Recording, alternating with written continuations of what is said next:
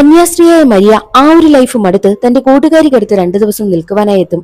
അവിടെ താമസിക്കുന്നത് കൂട്ടുകാരിയും ബോയ് ഫ്രണ്ടുമായിരുന്നു. എന്നാൽ അവിടെ വെച്ച് കൂട്ടുകാരിയും ബോയ് ഫ്രണ്ടും ഫിസിക്കൽ റിലേഷൻഷിപ്പിൽ ഏർപ്പെടുന്ന ശബ്ദം മരിയ കേൾക്കുന്നു. അതോടുകൂടി മരിയയ്ക്ക് തന്റെ ആ ഒരു ജീവിതമെല്ലാം മടുത്ത് കൂട്ടുകാരി ജീവിക്കുന്നത് പോലെയൊക്കെ ജീവിക്കണമെന്നും ആ ഒരു ഫീലിങ്സ് തനിക്കും വേണമെന്നൊക്കെ ആഗ്രഹമുണ്ടായി. തന്റെ വീട്ടിലെത്തിയ മരിയയാണെങ്കിലോ അമ്മയോട് തനിക്ക് ഈ ഒരു ലൈഫ് വേണ്ട എന്നും എല്ലാ സ്ത്രീകളെയും പോലെ ജീവിക്കണമെന്നുമുള്ള ആഗ്രഹം പറയും. അത് കേട്ട് ദേഷ്യം വന്ന അമ്മ മരിയെ വീട്ടിൽ നിന്നും അടിച്ചു പുറത്താക്കുകയാണ് ചെയ്തതും. തിരികെ എത്തിയ മരിയാണെങ്കിലോ തന്റെ ഈ ഒരു ലൈഫെല്ലാം ഉപേക്ഷിക്കുവാനായി തീരുമാനിച്ചു. ആ സമയമായിരുന്നു കൂട്ടുകാരിയുടെ കാമുകനാണെങ്കിൽ മരിയയുടെ അടുത്തെത്തുന്നതും അവളെ പ്രപ്പോസ് ചെയ്യുന്നതും. എന്നാൽ മരിയ പറയുന്നത്, എനിക്ക് കല്യാണം കഴിക്കാനൊന്നും താല്പര്യമില്ല, പക്ഷേ നിനക്ക് എന്ത് തോന്നുന്നോ അതെല്ലാം എന്നിൽ ചെയ്യാം, എനിക്ക് അതൊക്കെ ചെയ്യുവാനാണ് താല്പര്യമെന്നും മരിയ പറയും.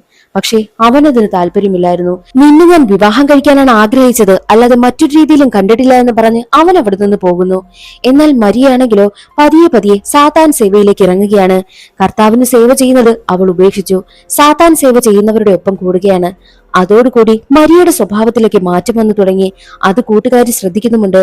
ഈ ഇടയായിട്ട് നിനക്കെന്തൊക്കെയോ മാറ്റമുണ്ടെന്നും കൂട്ടുകാരി പറയും. അങ്ങനെ വീണ്ടും കൂട്ടുകാരിയുടെ കാമുകൻ മരിയയ്ക്കടുത്തെത്തി. നീ പറഞ്ഞത് ഞാൻ ചിന്തിച്ചു, നമുക്ക് നിനക്ക് ഇഷ്ടമുള്ളതുപോലെയൊക്കെ ചെയ്യാമെന്ന് പറഞ്ഞ് രണ്ടുപേരും ഫിസിക്കൽ റിലേഷൻഷിപ്പിൽ ഏർപ്പെടുന്നു. എന്നാൽ ഇത് ഇത്തവണ കൂട്ടുകാരി കണ്ടുകൊണ്ടുവരും. ഇന്ന് ഞാൻ ഇങ്ങനെയല്ല കരുതിയതെന്ന് പറഞ്ഞ് അവളെ വീട്ടിൽ നിന്നും അടിച്ചു പുറത്താക്കി. എന്നാൽ സാത്താൻ സേവ ചെയ്തുകൊണ്ടിരുന്ന മരിയ സാത്താൻ സേവ ചെയ്യുന്നവരുടെ ഒപ്പം കൂടിയതിനാൽ മരിയ പെട്ടെന്ന് തന്നെ പ്രഗ്നന്റ് ആയി. എന്നാൽ നിമിഷങ്ങൾക്കുള്ളിൽ അവളുടെ വയറ് പെരുവി വരികയും അവൾ ഒരു കുഞ്ഞിന് ജന്മം നൽകുകയും ചെയ്തു. സത്യത്തിൽ അത് സാത്താന്റെ കുഞ്ഞായിരുന്നു. സാത്താന്റെ കുഞ്ഞിന് ഭൂമിയിൽ ജന്മം നൽകിയത് മരിയയുമായിരുന്നു.